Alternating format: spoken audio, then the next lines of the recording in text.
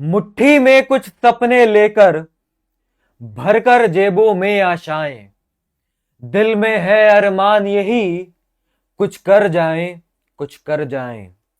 सूरज सा तेज नहीं मुझ में, दीपक सा जलता देखोगे।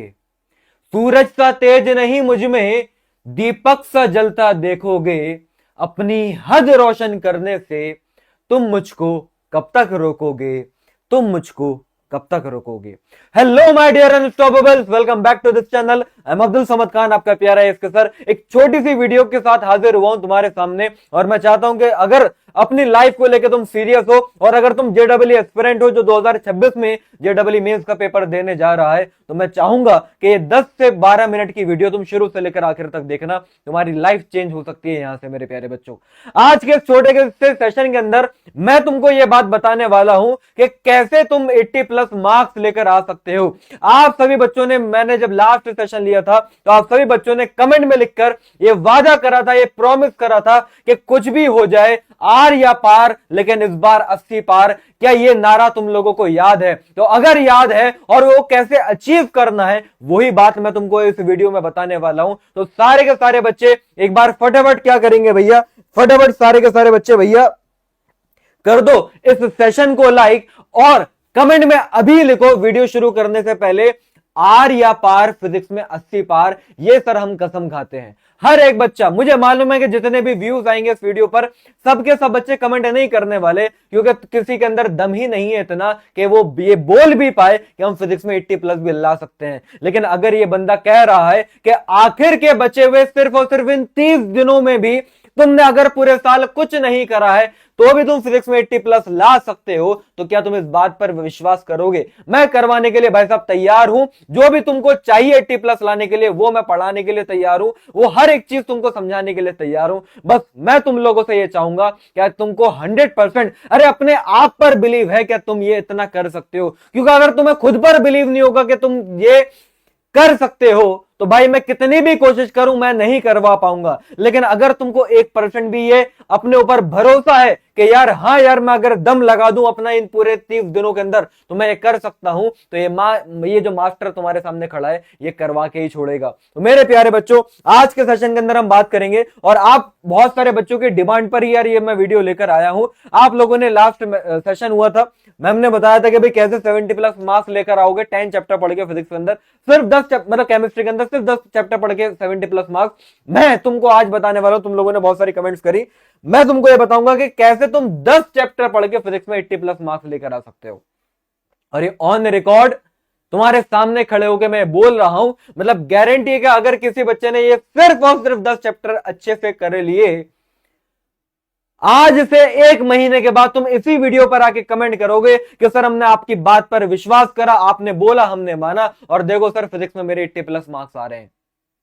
कैसे तुम लेकर आ सकते हो? सिर्फ और सिर्फ 30 दिन बचे हैं बच्चे। अगर तुम ये सोच रहे हो कि मैं सारे चैप्टर कवर कर लूंगा, सब कुछ हो जाएगा, यार 30 दिन में नहीं हो पाएगा। और अगर तुमने पढ़ भी लिया तो सिर्फ चैप्टर पढ़ना, सिर्फ नोट्स बनाना, सिर्फ थ्योरी पढ़ना काफी नहीं है, क्वेश्चन वहां से तुम्हारे नहीं बनेंगे।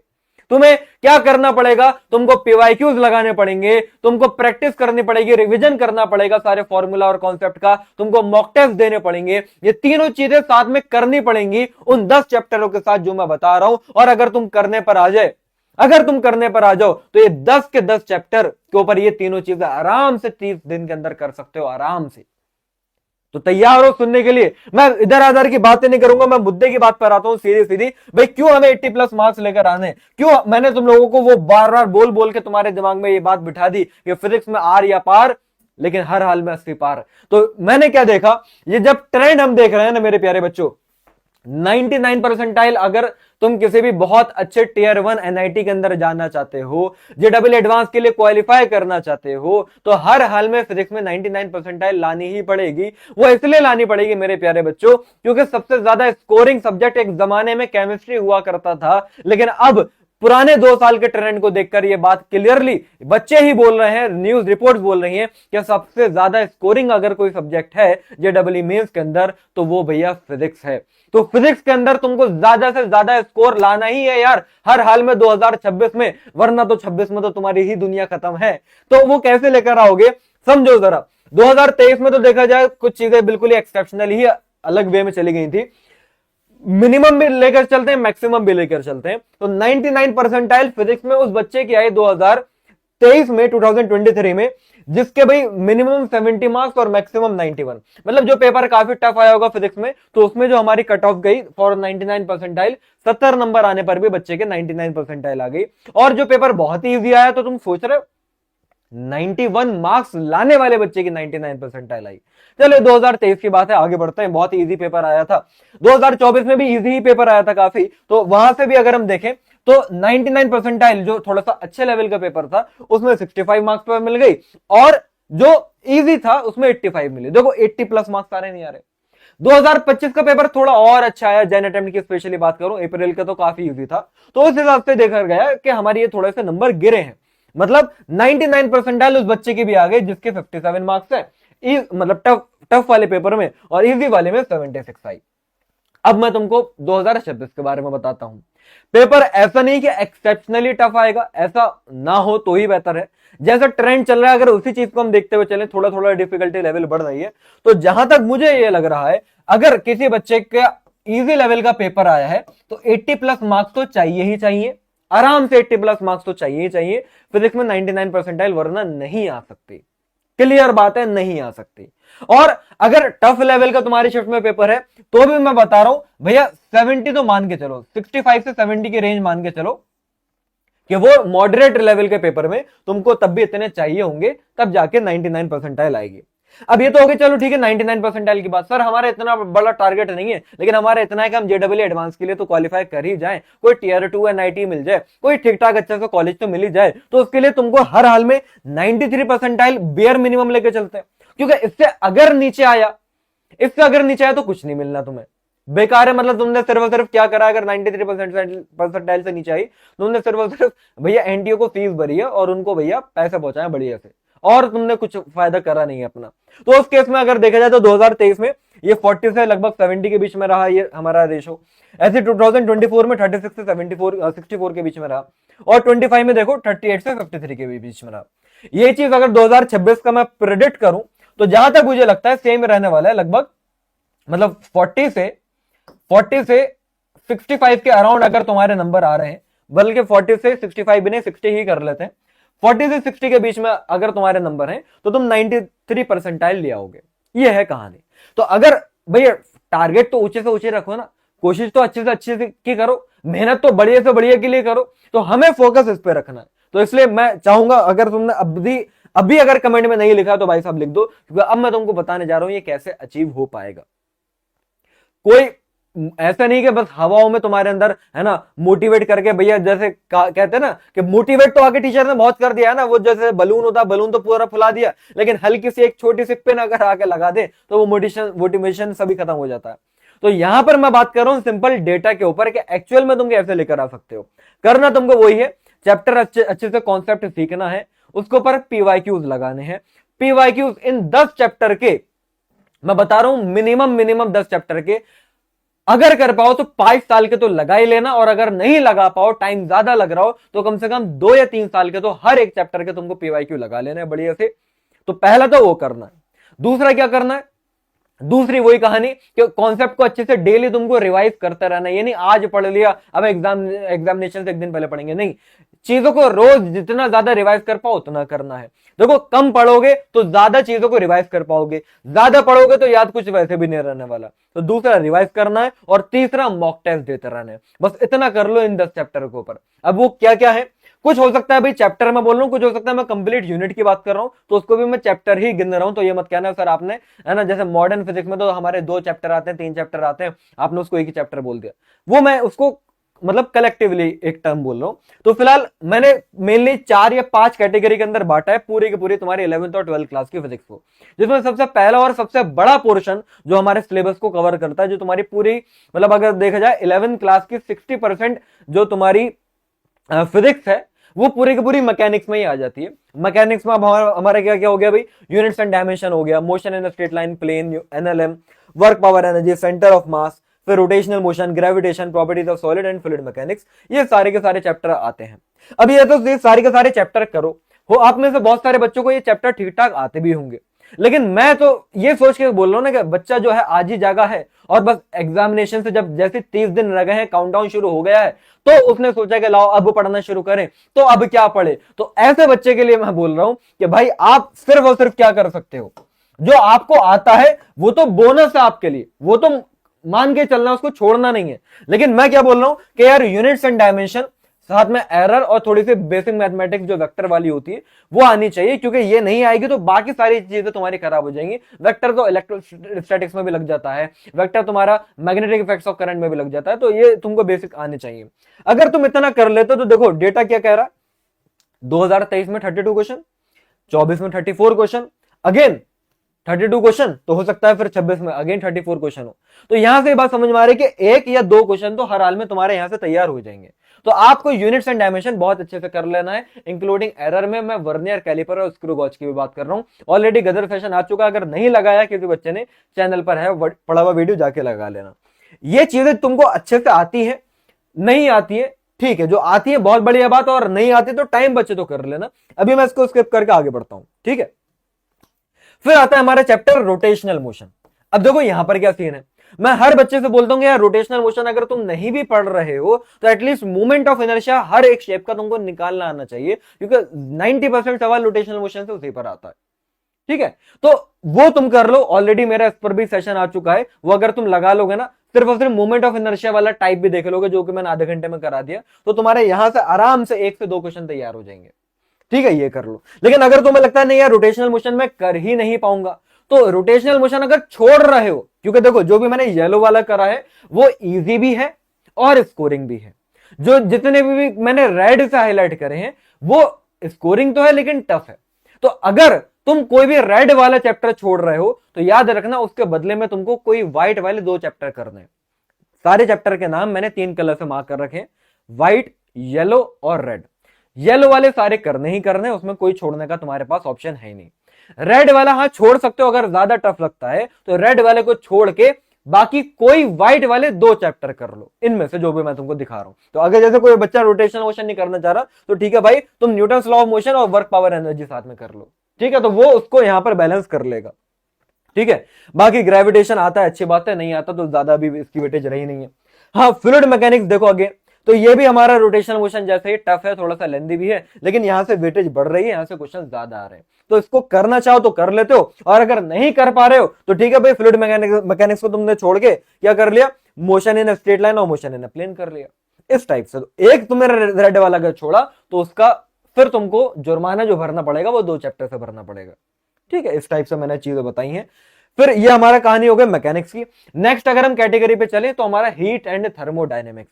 ये मैं बोलूंगा कि कोई भी बच्चा, जितने भी बच्चे अभी इस वीडियो को देखना है, अगर तुम चाहते हो 80+ नंबर लेकर आना है, ये तुम छोड़ ही नहीं सकते। मतलब ये छोड़ना तुम इस चीज को, मतलब अगर मैं बोलूं, मतलब ये अगर छोड़ दिया तो तुम 80+ वाली रेस से बाहर हो गए। बहुत जरूरी बात है, ध्यान से समझ लो। हीट एंड थर्मोडायनेमिक्स का ऑलरेडी गदर सेशन आ चुका है, अगर नहीं आता, नई चीजें मालूम, बहुत ही बेसिक से मैंने पढ़ा है, एक अगर वो तुमने 3 घंटे का सेशन लगा लिया, यहां से मैं बता रहा हूं 3 से 4 क्वेश्चन तुम्हारे तैयार हो जाएंगे, 12 नंबर तो एज इट इज तुमको मिल जाएंगे अगर तुम ये कर लेते हो। तो ये करना ही करना है, इसमें कोई छोड़ने वाली बात नहीं है, ठीक है। पर अगर हम 12th क्लास की बात करें तो हमारा इलेक्ट्रोमैग्नेटिज्म से हम शुरुआत करते हैं। तो इलेक्ट्रोस्टैटिक्स आपको अच्छे से करनी है भाई, क्योंकि काफी ज्यादा वेटेज है। देखो 50-50 क्वेश्चन आ रहे हैं, इसका मतलब 2 से 3 क्वेश्चन कहीं नहीं गए तुम्हारे, आएंगे है ना। मैग्नेटिक इफेक्ट्स ऑफ करंट छोटा सा इजी सा चैप्टर है, ये आप कर सकते हो। Current electricity again easy chapter है, ये आप कर सकते हो।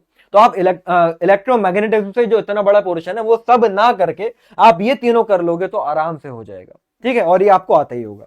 बाकी अगर इनमें से एक्स्ट्रा वाला आपको आते हैं वो आपके लिए बोनस का काम करेंगे।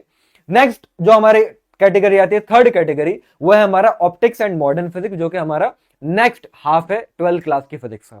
तो ऑप्टिक्स तो अच्छे से करनी है और इजी भी होती है, बहुत ज्यादा टफ क्वेश्चन यहां से ऐसे नहीं आते। तो ऑप्टिक्स आप अच्छे से करो, क्योंकि भाई पहले क्वेश्चन कम आते थे, लेकिन अब आप देख रहे हो 40 है ना क्वेश्चन आने लगे। तो हर मतलब एक ही चैप्टर से, रे ऑप्टिक्स से बात कर रहा हूं, वेव की तो बातें नहीं कर रहा, सिर्फ रे ऑप्टिक्स से तुम देखो 2-2 3-3 क्वेश्चन रखे हुए पेपर में। तो ये आप अच्छे से कर लो। मॉडर्न फिजिक्स अच्छे से कर लो। मॉडर्न फिजिक्स में ही मैं सेमीकंडक्टर को भी इंक्लूड करता हूं, तो मॉडर्न फिजिक्स प्लस सेमीकंडक्टर मिला के पढ़ाया जाता है वैसे भी। तो ये आप अच्छे से कर लो, इतना कर लोगे बहुत आराम से हो जाएगा, बस बाकी चीजें करने की जरूरत नहीं है। अगर नहीं आता तो नहीं है। अब जैसे oscillation, simple harmonic motion and wave chapter है, किसी बच्चे ने अच्छे से पढ़ रखा है तो भाई बिल्कुल पढ़ लो, अच्छे से कर लो। लेकिन अगर किसी बच्चे ने छुआ ही नहीं था अभी तक, तो भाई मैं बोलूंगा कि रहने ही दो, मैं बोलूंगा कि इसको रहने दो, अब मत करो। समझ रहे हो, इसको रहने दो, क्योंकि टफ भी है और थोड़ा सा मतलब ये अलग ही कैटेगरी में आ रहा है। भाई मैंने एक बताया कि इजी है और स्कोरिंग येलो वाला, एक क्या है हमारा स्कोरिंग है लेकिन टफ है, रेड वाला कलर के जो चैप्टर थे। एक व्हाइट वाले क्या थे जो मतलब इजी भी थे और वेटेज भी कम थी। ये जो है ये भाई साहब ये ऐसा है कि थोड़ा टफ भी है और स्कोरिंग भी कम है, इसलिए आप छोड़ना चाहो छोड़ सकते हो। लेकिन यहां से भी अगर आप देखो तो 11-11 सवाल तो आए। 11-11 सवाल का मतलब ये कि अगर तुम ये दोनों अच्छे से तैयार करोगे, एक अकेला करोगे तो फायदा नहीं है, अगर ये दोनों अच्छे से करोगे तो फिर ये मान के चल सकते हो कि दोनों को मिला के एक सवाल आ जाएगा।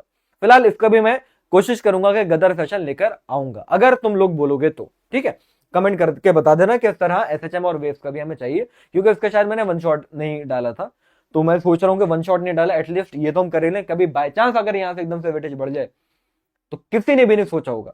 तो आप लोग मुझे कमेंट बॉक्स में बता देना क्या सिंपल हार्मोनिक मोशन और वेव चैप्टर का आपको गदर सेशन चाहिए या नहीं चाहिए, बता दीजिएगा। ठीक है, तो एट द एंड ये सारी की सारी बातें तुम्हारे सामने, जो भी मैंने चैप्टर बताए येलो वाले, क्या भाई इलेक्ट्रोस्टैटिक्स एंड कैपेसिटेंस अब आप देख लो, हर हाल में 2 या 3 सवाल, आधे बच्चों की शिफ्ट में 2, आधे बच्चों की शिफ्ट में 3 रखे होंगे, तो मैं एवरेज मान लेता हूं, चलो उसमें 3 ले लेते हैं, 3 क्वेश्चन आ जाएंगे।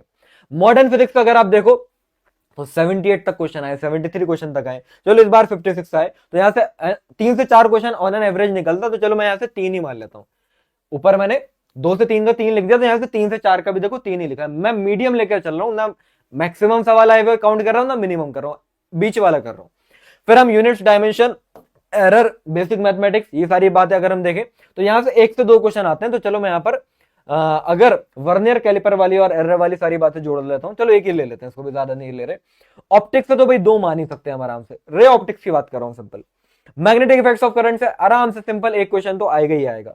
ग्रेविटेशन से चलो हमने 1 मान लिया है, फ्लूइड मैकेनिक्स से हमने 1 मान लिया है ना, और heat and thermodynamics, heat and thermodynamics जो मैंने लिखा था वहां से अगर हम देखें तो हर हाल में 3 क्वेश्चन तो आ ही जाएंगे।